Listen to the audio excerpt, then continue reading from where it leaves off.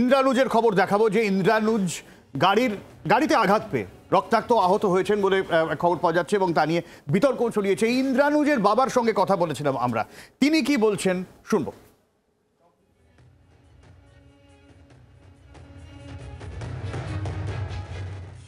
যাদবপুরের শনিবারের যে ঘটনা, সেই ঘটনায় গুরুতর আহত ইন্দ্রানুজের বাবা আমাদের সঙ্গে এই মুহূর্তে রয়েছেন।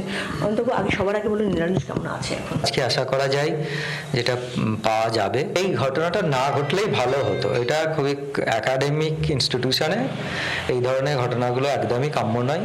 অবশ্যই এটা কেন এরকম হবে কেন? একজন মিনিস্টার ক্যাম্পাসে আসবেন, তার আসার রাইট আছে, তিনি আসবেন, তার সাথে কথা বলা যেতে পারে। মাঝখানে হচ্ছে গিয়ে কিছু লোকজন হচ্ছে গিয়ে প্ররোচনা দেয়, কিন্তু আমাদের যারা বড়দের যাদের দায়িত্ব আছে সেই প্ররোচনাগুলোর থেকে হচ্ছে গিয়ে মুক্ত থাকা, সেই আমাদের তাদেরকে বুঝিয়ে সঠিক পথে আনা, যে আন্দোলনগুলো যাই করো ডেমোক্রেটিক ওয়েতে করো, আনডেমোক্রেটিক পথে যাতে তারা না যায়। আমাদের বড়দের পক্ষে ছাত্ররা কোনো একটা ভুল করলেও দমনমূলক পীড়নমূলক জায়গায় যাওয়া উচিত নয়। তাদের যে মতামত, বাদ প্রতিবাদ, এগুলো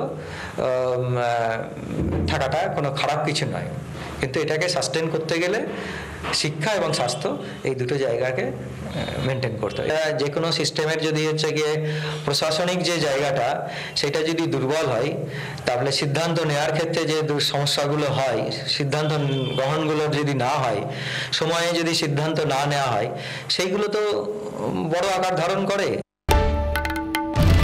বাংলার আওয়াজ, বাঙালির আবেগ, জি 24 ঘন্টা।